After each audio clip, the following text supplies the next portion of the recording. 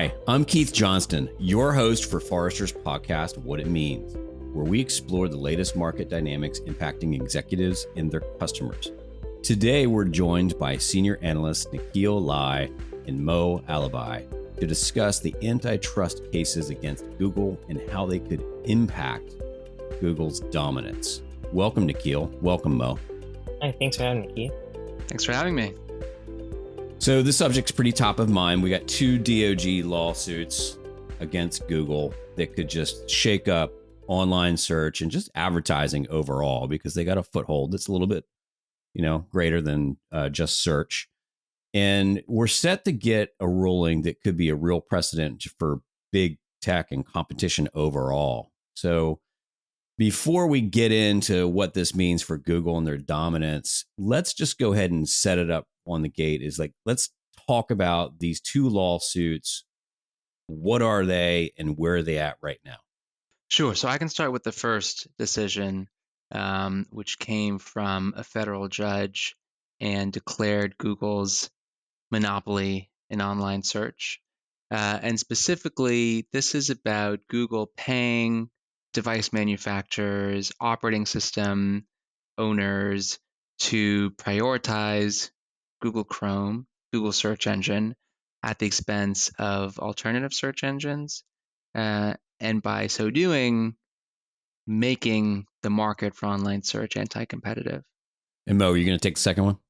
Yeah, so in the second case, this was brought more recently, and it's essentially arguing that Google has an unfair advantage in terms of the market dynamics in ad tech in general. So the way that ad tech functions is through an auction system. Every time you visit a website, each of those ad placements represents an auction back to DSPs, to buying platforms. And it's hosted by an ad network, ad exchange, which Google has Google Ad Manager.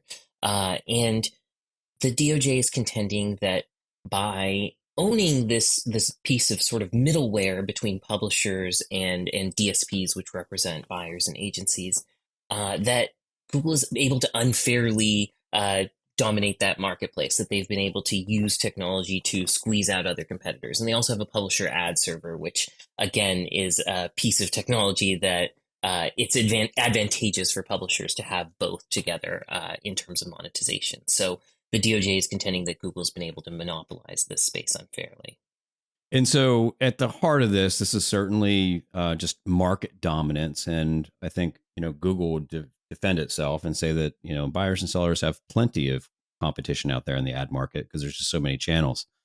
So is this really about them being too big in one particular market, or is there more? So I think that this is about an evolution of antitrust law, first of all. I mean, the way that the law is written, and fun fact, my grad school thesis was actually about the evolution of antitrust law, so it's finally paying off. Nice. The way that the law is written here in the States and also in the UK makes it really hard for companies that offer free products to be considered monopolies. Hence, Google and Meta and many other companies are ad supported because it immunizes them to an extent against antitrust law. But the current administration and Lina Khan's theory of the law posits that you can still prove consumer harm even if the products are free. And you can prove that by showing the opportunity cost of not accessing competing platforms. And so this is a watershed moment for the way in which that law is being interpreted, first of all. But to bring it back to advertisers, it's also, I think, one of many chinks in Google's armor. So I live in LA. I went to their Venice Beach office a couple months ago to take a look at the new UI for conversational search. And there was a freneticism to the product teams there. There was like a real worry about what conversational search is going to do to search ad revenue for Google and more broadly to just search behavior. ChatGPT has forced Google's hand to become more conversational. So this is not viewed, I think, as an isolated incident, but one of many chinks in the company's armor, which was inevitable. It got too big, and the only place for it to go is to slowly unwind. And so there's a lot of big tech companies that are actually in and around advertising. So you certainly have Amazon, Meta, even Apple, Microsoft a little bit. For the most part, I think a lot of them and consumers may look at them and say, well, this is the best that there is to offer in the spaces or the parts of advertising that they all serve. Do we think that the consumers really see big tech as a threat? And then I'll guess to ask you if that's the case, then you know is what the DOJ doing? Is it really a threat to Google or any of those players? Yeah, so I can answer about search, then Mo, turn it to you. So, um, are consumers threatened by big tech? Yes. If you look at the prevalence of ad blockers, if you look at how often consumers clear their browsing histories, empty their cookie caches, that is consumer signaling that they find big tech invasive and creepy and unhelpful. I mean, obviously, there's so many benefits, chiefly the benefit of convenience that Google and Amazon and Meta offer at no cost to consumers and at a steep cost to advertisers and publishers. But yes, consumers are threatened, they're creeped out, audience targeting is broken. We're moving on from that. In terms of reading this as a broader threat to Apple and Microsoft and Verizon, I think that that's a stretch. I think that this is an isolated incident in which the payments that Google made to Samsung and Apple and others have come under antitrust scrutiny. They've been proven in a particular construction of the law to be monopolistic. I don't think that this is going to metastasize and take down big tech as we know it. So Mo, maybe you can elaborate on some of the platforms behind all this, because I think what consumers may or may not know is that Google is a giant platform, but they also plug in, and Nikhil just mentioned is that Apple pays a lot of money to bring prevalence to their search engine. Talk about the mechanics that are behind the scene that may make this an important case to follow. Yeah, well, I think, the concern isn't necessarily, whether it's consumers, regulators, politicians, the concern is not necessarily around Google's size and dominance in the market, really. I think it really is around its power. And I think that came out around, it comes out from, let's say both parties in an election year right now have their own criticisms of big tech. But for consumers, and then I think more so even for regulators, it's around some of those choices that Google's able to make. So in the case of like publishers and in the ad network case, that Google was able to sort of use its size to squeeze out header bidding as a solution, and then squeeze out other SSPs. So if maybe publishers found a more favorable deal to sell their ads through someone else, it would be harder to access if you also wanted to access Google's demand. And essentially, part of the DOJ's case are all the minute ways in which Google undermined header bidding. And I think that sort of speaks to, the case of where it's a little bit of unchecked power. And I don't think it necessarily translates in some cases, Google is being asked to divest of an ad server. Amazon sunset an ad server. It's going through in 90 days. It will be sunset. So I think in that case, you can see that sometimes they're making these moves on their own. They don't need to be coerced through regulatory action. I think Google in this case was just hugely vulnerable through the amount of overall advertising, just in general on Earth at a time when publishers might be also suffering macroeconomic challenges elsewhere. And so I think a lot of that is where's the most sort of funds that a government, for instance, could recover from a large entity. So that's so interesting, the way you separated size and power. And I want to talk more about that, because I don't know if the world needs Google, who's been really good at organizing the world's information, needs to be taken apart. But reducing this power in the marketplace, what would that actually mean?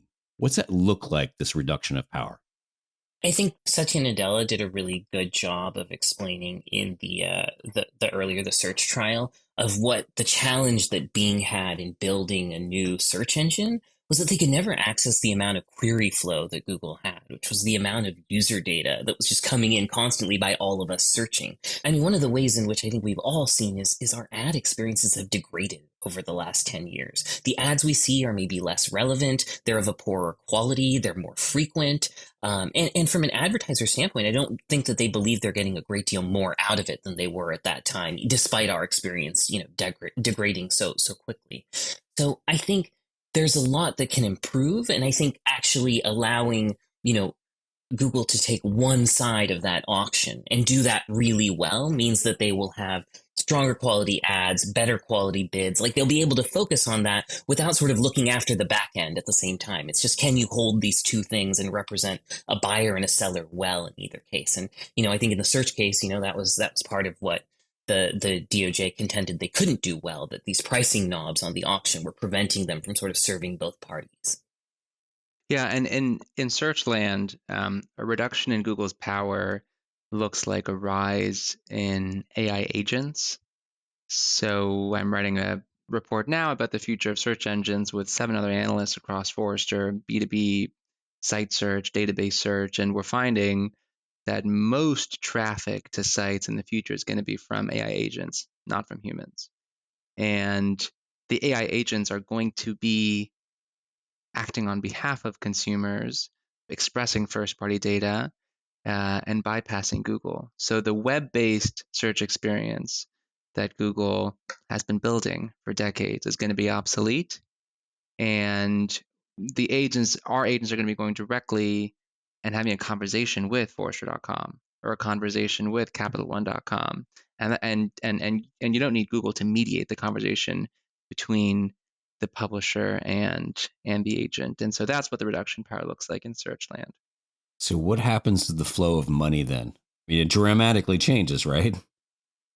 Yeah, so I think we're going to move from answers being sponsored to questions being sponsored. And Perplexity is already testing this. They're testing out sponsored questions, and um, Google has been making hay for the last couple decades on sponsoring results. But I think we're going to move to that world in which you're going to pay on a per impression basis for questions that you think people are going to ask.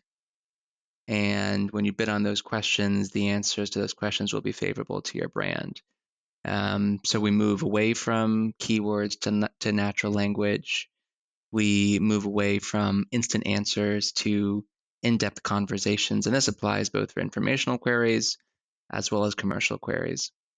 I would add that there's, when we speak of like the flow of money, that's kind of the crux of the ad network case, which is, ad networks are the ways that publishers monetize. So every check they receive essentially comes from, one of these SSPs. And, Google enjoys the ability to pixel and crawl the vast majority of web content because every web content creator wants to be discoverable in Google search. And then they need Google Ad Manager, its SSP, to better monetize that traffic. And so publishers today, even the largest being Reddit, have begun blocking Bing search crawlers for fear that it will effectively steal that data to train AI models. And it's not an unfounded fear. Google has been caught scraping illegally in the past with like the Genius Lyrics sort of entrapment thing that they did to scrape lyrics. But even without an SSP, then Google would have to figure out ways to compensate those who are generating the content that it needs to create those results, right? So now I can't monetize ad traffic on my website, but I do need to be able to monetize that content that Google will scrape and resurface for an answer. So I think it's going to give publishers some favorable economics to get transparent pricing for both things. Where right now I think the pricing is a little bit muddled in that Google relationship. So by breaking them up, it could actually maybe help get training data and not put them in that situation where people end up blocking certain content to avoid it being wrong. And this is a real boon for Bing, because as Apple's Catchy. agent, yeah, as Apple's agent becomes more popular, that's going to be based on Bing's index of information, obviously not Google's. As other big tech companies build agent-like capabilities, they're going to rely on Bing. So getting indexed in Bing all of a sudden becomes crucial to SEO. So that's interesting. Something I was just thinking about. It's like, I don't necessarily think we're going to recommend breaking up Google, but let's play the game. If we were to break up Google, what parts are we breaking off? And are we just selling that part to another big tech that probably already owns a portion of the advertising ecosystem at a very powerful level? Or is there a new entity? Do you guys have any thoughts on that? Yeah, I mean, I think, we look at sort of the sort of divestment of TikTok conversations. I think only two or three potential buyers really came up, and that's with this, vast wealth of, completely self-generating almost, trove of training data that it provides. And so I think, when you think of Google's SSP, I mean, we're talking about maybe 5 or 10 billion, I mean, billions. We're talking about billions of dollars for an SSP that the government contends would not be valuable without Google's ownership and sort of market advantages. So I think that is a tough pill to swallow. And so then, okay, maybe it takes a dip and it's now down to like 1 billion. But would that be palatable for a board and for shareholders, for Wall Street? I don't know, right? And so it's who's going to want to, sort of one, inject that capital, and who's going to be okay with sort of parting that out from inside of Google for that amount. But yeah, it seems like it could end up being, Oracle wrote down a couple of billion in its ad business quite recently. This could end up being just a similar write down, just of a larger scale. Right.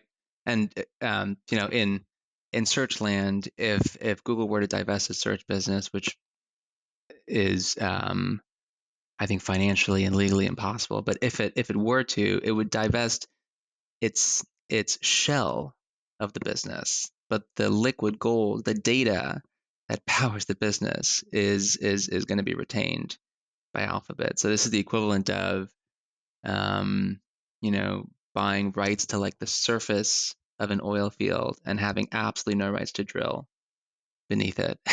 And so you have this sort of superficial appearance of value, but really it's worthless. I am excited at the prospect of Chrome or Android spinning off, which may be within the DOJ's remedy for the search trial. Because as a person who's used a web browser, I feel like it would be pretty exciting if Chrome started making decisions on behalf of users instead of advertisers. I think that would be a lot of fun. So, yeah, I mean that to me seems like a cool prospect if it does turn That is fascinating. I didn't even think about that angle. So let's say the I guess the outcome of these lawsuits is ahead of us here shortly. Um, let's say it goes down, and I don't even know what that actually looks like, but let's focus on say the near term challenges for both the advertisers and the publishers, because those are the folks that seem like they're in the middle of this as a result of these lawsuits. What happens for publishers or advertisers here in the short term, and then maybe just foreshadow the long term if we need to reduce Google's power? Yeah, so I can speak about advertisers, and then Mo, turn it to you for advertisers and publishers. I would say in the short term, the three big impacts for advertisers are about measurement, uh, org design, and then data governance. And specifically, what I mean on measurement is that no matter what happens to the structure of Google, conversational search is becoming the new norm.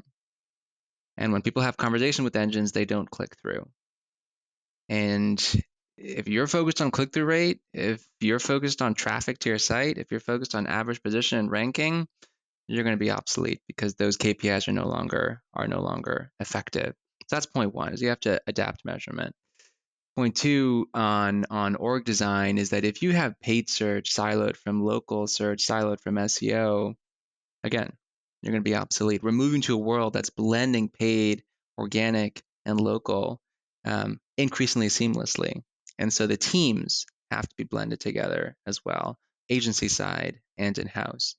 And third, in terms of data governance, your only source of competitive your only source of competitive differentiation as a brand has always ever been your data.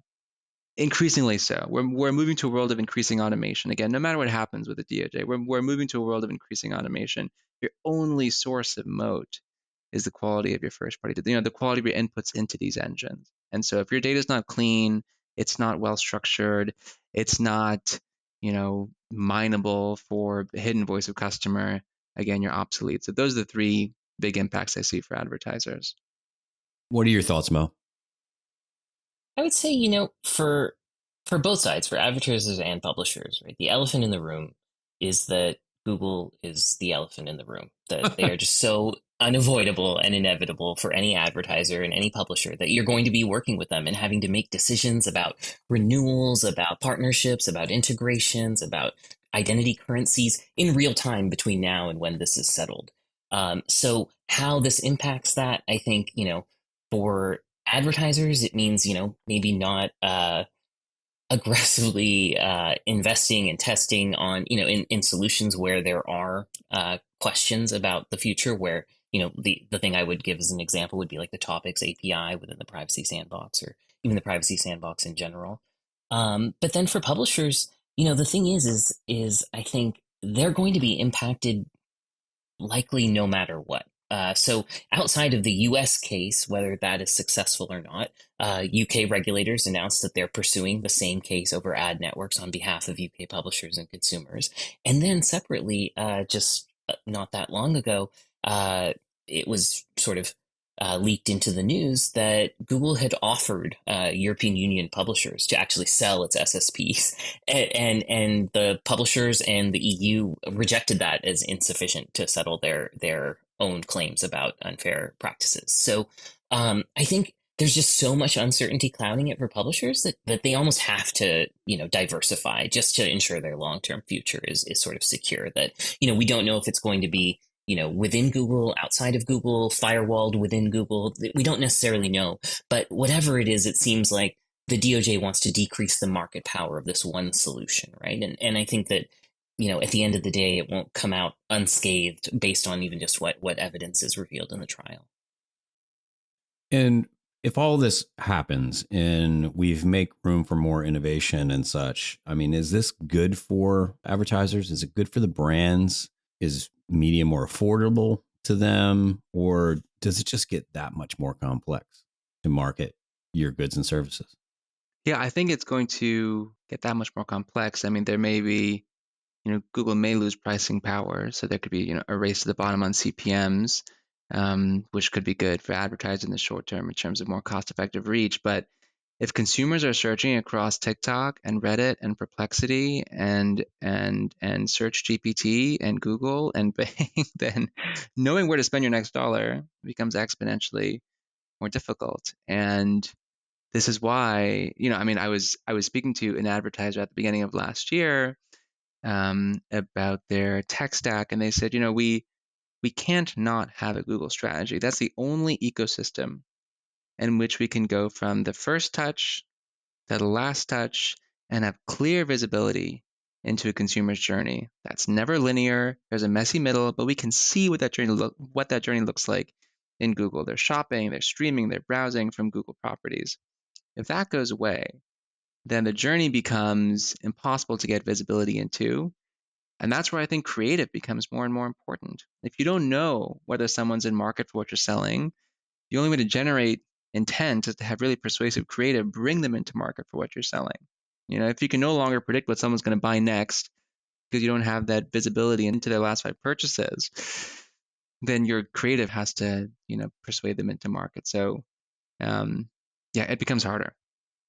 I would agree with that. I think that, there's also this degree to which, the sort of shared consumer behavior of everybody searching on Google, and sort of there was an element of ease to that monopolistic power and experience, I think, over time, where, now we're going to see, I think, and it's been splintering over time, right? Data deprecation was one of these forces. There's been even just consumer trends, right? That consumers have been searching more in Amazon and TikTok, but without regard to what Google's decisions or regulations have been, right? So I think all these forces were already sort of impacting that and splintering, I think, a lot of the consumer journey.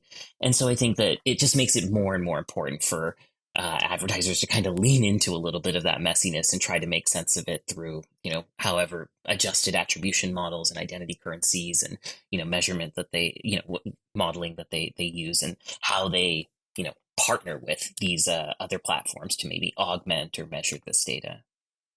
So this is all really fascinating to me. But as so many things, all things lead back to advertising dollars. It sounds like, there's goodness in Google's data. We might be able to take them apart, move some things around, what have you. But if this is the case, no matter what the ruling is, I feel like we're going to try to make room for innovation that benefits both the consumers and the brands. So I guess the next question is, does it? You just mentioned Perplexity. I'm sure that Perplexity's roadmap was to start selling advertising, but here they are, right? Um, is there going to be room for innovation? Is there some new platforms that maybe are here now that are going to get bigger? We just went through a giant evolution where we had a whole lot of MarTech and ad tech companies out there. And through the pandemic, half of them went away, So where are we in the innovation side? Yeah, so and I would say that there are a handful of companies that depend on generative AI who are going to win in the long term. A lot of them have very shallow moats because they're all using the same training data, whether it's Mistral or OpenAI or Google or Meta. And so really this is fortifying big tech's roadmap.